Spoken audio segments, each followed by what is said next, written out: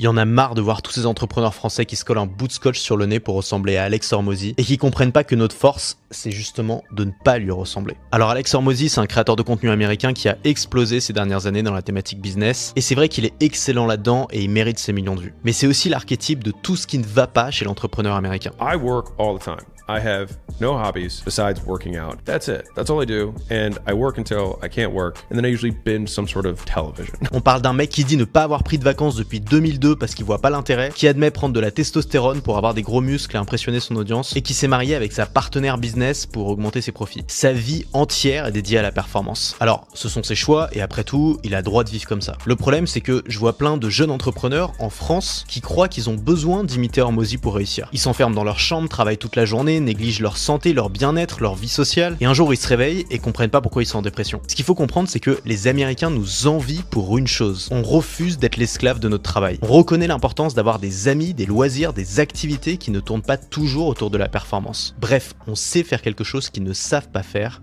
vivre. Alors oui, peut-être qu'on aura un peu moins de zéro sur notre compte bancaire quand notre temps sera passé et qu'il faudra rendre les clés. Mais on aura vécu tellement plus de choses que celui qui n'aura vu que son écran d'ordinateur et sa barre de développé couchée. Alors prends ce qu'il y a à apprendre chez Alex Hormozy. Les méthodes, le charisme, même le scotch sur le nez. Ce que tu veux. Mais je crois pas que ce mec qui ne sourit jamais sait comment vivre une bonne vie.